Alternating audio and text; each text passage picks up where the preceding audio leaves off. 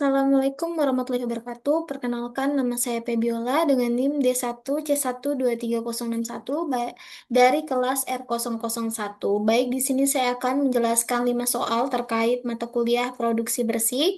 Yang pertama itu, jelaskan konsep dasar produksi bersih. Produksi bersih merupakan tindakan efisiensi pemakaian bahan baku maupun bahan pendukung dalam suatu tahapan proses produksi dengan sasaran peningkatan produktivitas dan minimalisasi residu maupun limbah yang dihasilkan. Pengelolaan pencemaran dimulai dengan melihat sumber timbulnya limbah mulai dari bahan baku, bahan pendukung, proses produksi sampai menjadi sebuah produk. Kemudian buatlah diagram teknik-teknik produksi bersih menurut USAID.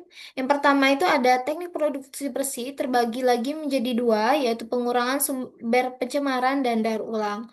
Untuk pengurangan sumber pencemaran sendiri itu terbagi lagi menjadi dua, yaitu penggunaan kembali dan pengendalian.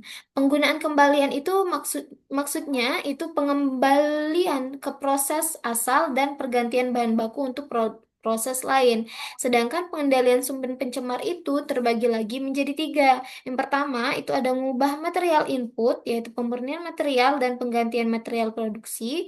Kedua, itu ada mengubah teknologi, yaitu pengubah proses dan pengubah tata letak peralatan atau perpipaan. Dan yang ketiga, itu ada tata cara operasi, di mana tindakan-tindakan prosedural, pencegah kehilangan pemisahan aliran limbah, peningkatan penanganan material, dan penjadwalan produksi.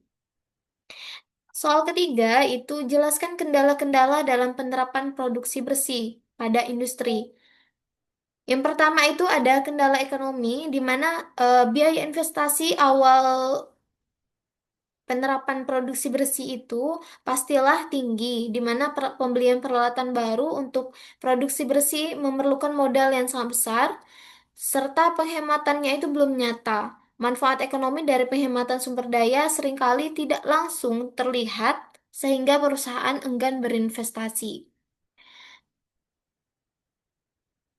Kemudian itu ada kendala teknologi dan informasi, di mana masih sedikit pengetahuan dan penyuluhan tentang konsep dan manfaat produksi bersih, ketidaksesuaian teknologi yang tidak kompatibel atau tidak sesuai dengan kondisi fasilitas. Kemudian itu ada kendala sumber daya manusia, di mana kurangnya dukungan manajemen, resistensi perubahan, dan kurangnya pelatihan. Kemudian itu ada kendala kebijakan dan regulasi, di mana kebijakan lingkungan seringkali fokusnya pada pengolahan limbah di akhir proses daripada pencegahan di sumber pada awalnya, di mana tidak ada insentif pemerintah yang kuat untuk mendorong perusahaan menerapkan produksi bersih. Kemudian ada soal nomor 4, yaitu menurut UNED 2002, sumber limbah industri itu terbagi menjadi 4 jenis. Sebutkan dan jelaskan keempat jenis limbah tersebut. Yang pertama itu ada limbah padat atau solid waste, mengacu pada sisa bahan atau produk samping dalam bentuk padat dari proses industri, bisa berupa material berlebih, kemasan, atau produk rusak. Kemudian itu ada limbah cair, liquid waste, di mana biasanya buangannya itu dalam bentuk cair yang dihasilkan dari berbagai proses industri, di mana seringkali berasal dari kegiatan pencucian, pendinginan, atau reaksi kimia. Contohnya seperti air limbah pada proses pencelupan tekstil yang mengandung pewarna kimia. Kemudian ada limbah gas, gaseous waste, maksudnya itu emisi dalam bentuk gas dan partikular yang dilepaskan ke atmosfer berkontribusi terhadap polusi udara, contohnya seperti karbon monoksida dari pembakaran bahan bakar fosil di pabrik. Kemudian itu ada limbah B3 dan berbahaya, di mana limbah yang mudah terbakar, korosif, reaktif, atau beracun. Contohnya seperti pestisida, baterai bekas, dan asbes. Kemudian 5 itu buatlah skema proses produksi salah satu agroindustri, identifikasi kemungkinan munculnya limbah, jelaskan pula opsi produksi bersih yang cocok untuk meminimalkan limbah yang dihasilkan, proses produksi tersebut, serta buat studi kelayakan dari opsi-opsi produksi bersih yang ditentukan. Nah, untuk yang pertama itu ada skema proses pembuatan dan identifikasi limbah pabrik kelapa sawit atau PKS yang menjadi minyak sawit mentah atau CPO. Tahap pertama itu ada penerimaan buah dan sortasi, di mana input utamanya itu tandan buah segar, produk utamanya itu tandan buah segar terseleksi, limbah yang dihasilkan itu buah busuk dan kotoran, jenis limbah yang dihasilkan itu padat. Kemudian yang kedua itu ada perebusan atau sterilisasi, yaitu input utamanya TBS dan uap panas, produk utamanya itu TBS lunak, kemudian limbah yang dihasilkan itu kondensat air rebusan, jenis limbahnya itu cair, kemudian ada eh, tracing namanya, yaitu input utamanya TBS rebus, produksi utamanya itu brondolan dan TTKS. Kemudian limbahnya yang dihasilkan itu TKKS, jenis limbahnya itu padat.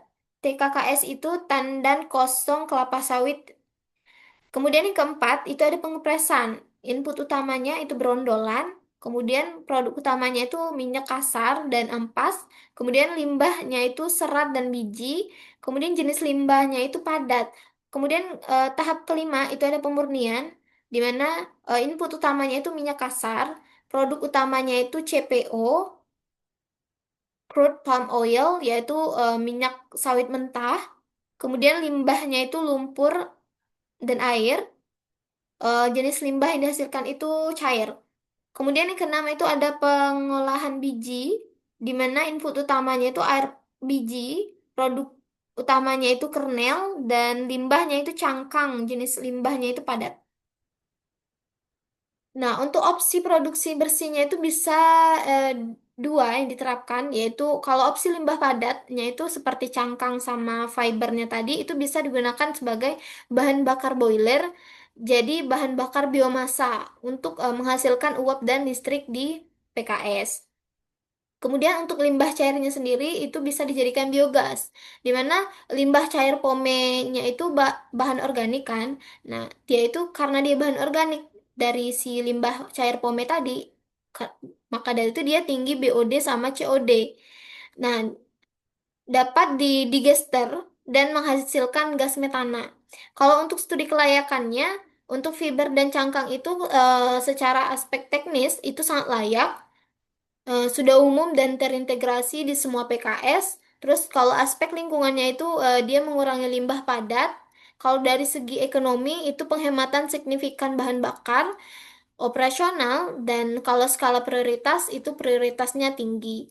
Kalau untuk pengolahan pome atau biogas tadi itu pada aspek teknisnya itu layak, eh, layak, hanya layak saja karena dikarenakan membutuhkan digester.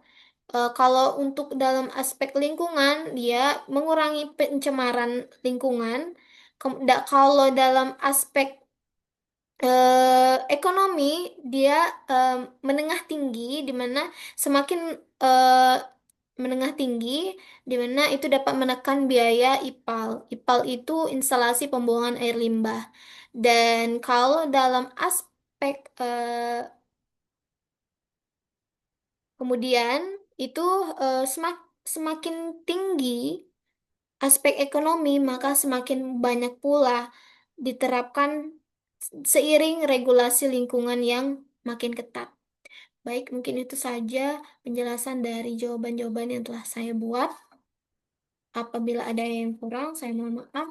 Saya akhiri. Wassalamualaikum warahmatullahi wabarakatuh.